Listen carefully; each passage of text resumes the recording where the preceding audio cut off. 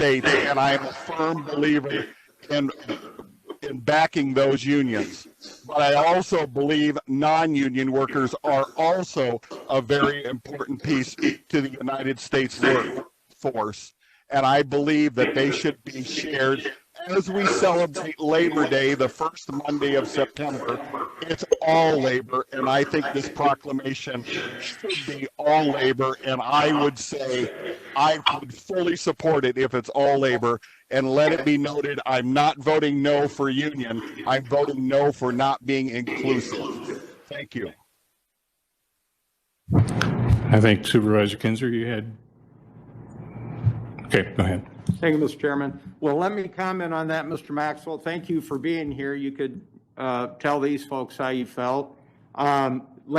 September is predicated on Labor Day, which was created by organized labor. Organized labor has done many, many wonderful things. You can't say that you're for something, but yet you're against something. So to me, your comments are, you are anti-collective bargaining, anti-labor. So by making this motion.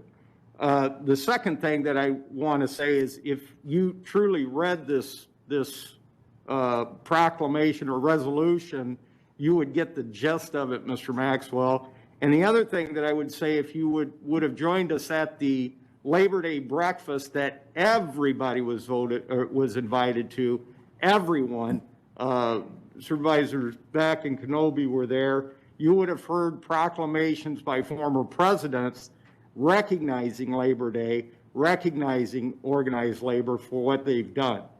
So if you're going to make the statement that, yep, this is, I want to be inclusive, I want to do this, but yet I support labor, you don't. You don't support labor. You don't support organized labor, so just say that.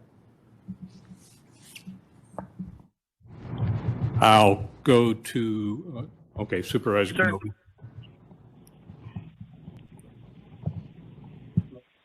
Oh, I was going to go to Supervisor Crokin since he's online, but I couldn't tell. I'll let you go ahead.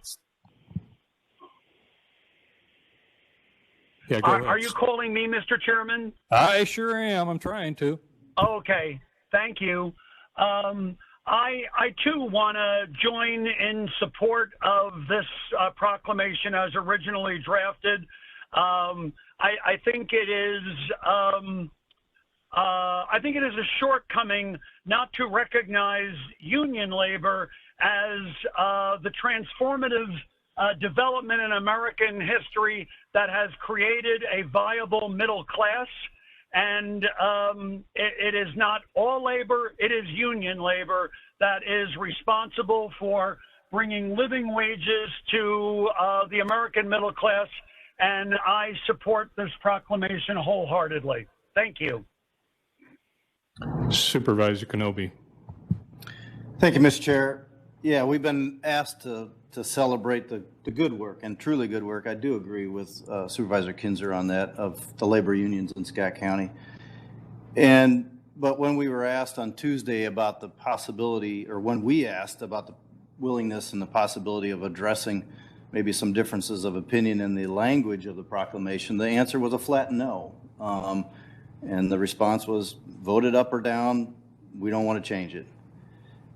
Over the past couple of days since that meeting, I've reflected a great deal on the great work that our both represented and non-represented workers for Scott County do in this great organization. And I'm proud of all of them, union and non-union. But I've also reflected on the organized efforts to remove my good friend John Maxwell from his duly elected role as a Scott County supervisor.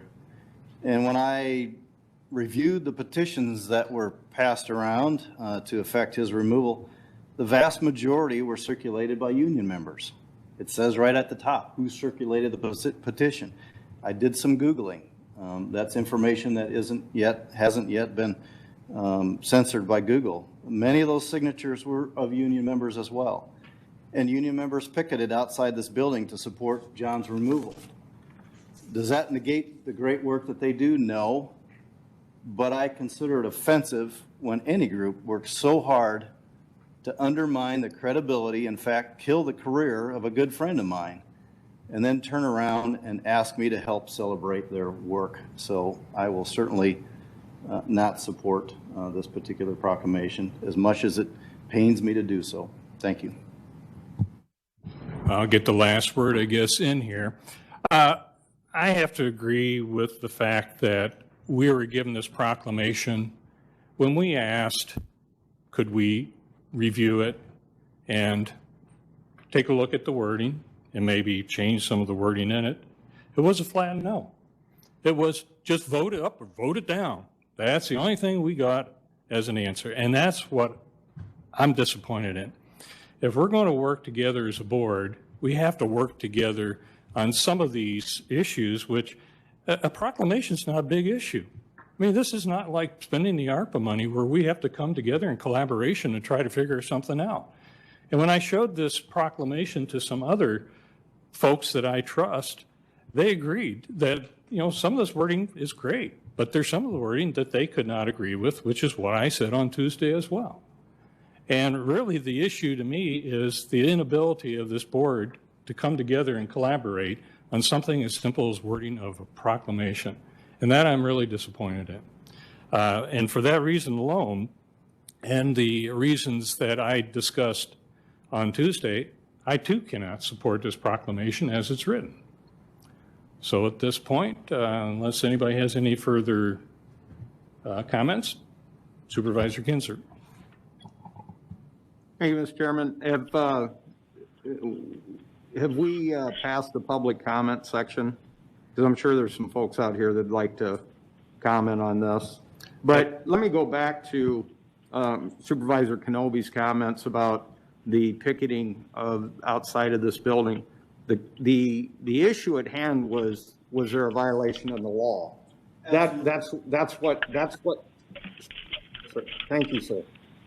It was a question: was there a violation of the law? That is what that is what it was about. That is what it came to be. Because these folks come from different walks of life, because these folks belong to a collective bargaining or fall under a collective bargaining agreement, because they belong to a union, either private or public sector, they clearly looked at the law and said there was a violation of law, and they wanted to have their voices heard.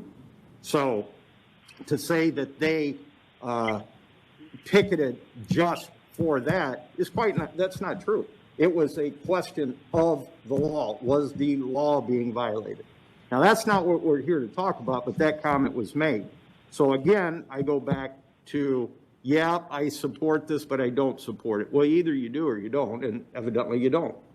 Both my chair and former chair do not, and Supervisor Maxwell, you don't. You don't see, again, I go back, September was deemed as labor, recognizing union labor month. That's what it was deemed for. That is what the proclamation is based on. As in other ones, we have another proclamation tonight we're going to read, and I'm curious if that one's going to be about national voter. Is that going to be changed? So, at any rate, those are my comments, and I hope you'll entertain some folks in the audience. They'd like to probably say something. We'll follow the order of the meeting. Supervisor Kenobi. Yeah, I'd be happy to hear from anyone who wants to speak on this issue. And thank you for clarifying, Supervisor Kinzer. I did not mean to imply that anything that was done in the attempt to remove John from office was done illegally. Absolutely, their full right to do so. But to me, it appeared as if it was a very organized effort that went against the recommendations of our county attorney, of the assistant county attorney, of the Secretary of State of Iowa, who all in writing opined their thoughts on that, which a judge prevailed. Again, my point is that don't work so hard to undermine a good friend of mine and ask me to celebrate that work. Supervisor Cook, and I don't know if you're unmuted, but we're hearing some background noise. If you have anything more to say, go ahead, but otherwise, could you mute yourself? Yeah, I was beeping in order to get your attention, sir. Thank you. Okay, no. Okay. Well, I'm really troubled by this conversation, and unless we are, going to further selectively edit the minutes, on our Tuesday meeting, we had a proposal to recognize union labor. The question asked was, could we not recognize union labor but recognize all labor? That is not a request for some accommodation. That is altering the fundamental nature of the proclamation. So the flat no should come as a surprise to absolutely no one. I am further deeply disappointed by supervisors on this board telling us that people who legally express their political opinions should be expected to be punished in the future. And again, by the way, as we rewrite history, it was the county attorney who declared that Supervisor Maxwell had violated state law by holding 2 offices. He did not say it was not a violation. He clearly said it was a violation. And again, if we're going to play out history, what happened next was people got on the phone to the governor and to Senator Smith and rewrote the law to accommodate the conduct. Okay, Thank you, Mr. Chairman. Thank you. I'm going to call the question because this conversation is going off the track. We have a motion and a second to remove item number 7. So I'm calling the vote. Roll call, please. Maxwell, Aye, yes for removal of the item. Beck, Aye. Crokin, Nay. Kinzer, Nay. Kenobi. Aye. The motion passes. Item number 7 has been removed from the agenda.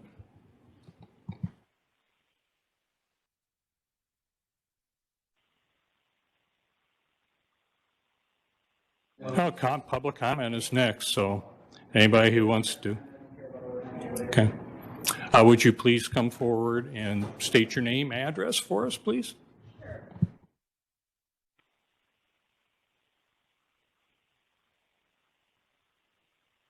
Okay. Light up there. There we go. Erlene Thank you. Anderson, 305 East Lottie Street, Bluegrass, Iowa. I represent ASME here at Scott County. And what I think you're all missing when you're talking about union labor is everybody covered under the contract is under a union contract, regardless if they're a member or not.